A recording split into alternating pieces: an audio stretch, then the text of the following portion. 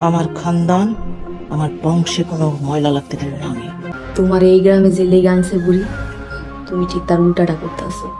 ঝিনুক ও পিয়াসের প্রেমের কাহিনী কি তাহলে সবার সামনে এসে পড়বে? ঝিনুক কি তাহলে জানতে পারবে তাকে গ্রামে আনার রহস্য কি? কি ঘটতে চলছে তিন পুরুষ নাটকটির 19 নম্বর এপিসোডে। হ্যালো ভিউয়ার্স, আশা করি আপনারা সবাই ভালো আছেন। তিন পুরুষ নাটকটি খুব জমজমাট হয়ে উঠেছে। তিন পুরুষ নাটকটি রহস্যময় কাহিনীতে ভরা। তিন পুরুষ নাটকটির 19 নম্বর এপিসোড কবে কখন আসবে এবং কোন চ্যানেলে আসবে তা আপনাদের বলে দিবা, তাই ভিডিওটি স্কিপ না করে সম্পূর্ণ ভিডিওটি দেখুন। আপনি যদি তিন পুরুষ নাটকটির 19 নম্বর এপিসোড দেখতে চান তাহলে তিন পুরুষ নাটকটির 19 নম্বর এপিসোডে দেখতে পারবেন হচ্ছে খাজা কিন্তু মহারানীকে বলে দিবে ঝিনুক ও পিয়াসের প্রেমের কাহিনী।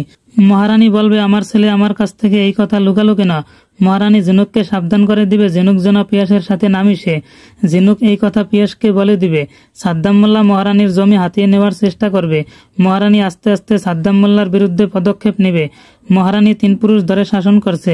মহারানী সাদ্দাম মোল্লার বিরুদ্ধে সায়েমকে ব্যবহার করবে। পুতুল ঝিনুককে বলবে তোমাকে যে কাজের জন্য আনা হয়েছে তুমি তার উল্টো কাজ করতেছ। ঝিনুক পুতুলের কাছ থেকে জানতে চাইবে যে আমাকে কি জন্য আনা হয়েছে, কিন্তু পুতুল বলবে না। এসব আপনারা তিন পুরুষ নাটকটির 19 নম্বর এপিসোডে দেখতে পারবেন। তিন পুরুষ নাটকটির 19 নম্বর এপিসোড 7 মে দুপুর 3টায় দেখতে পারবেন।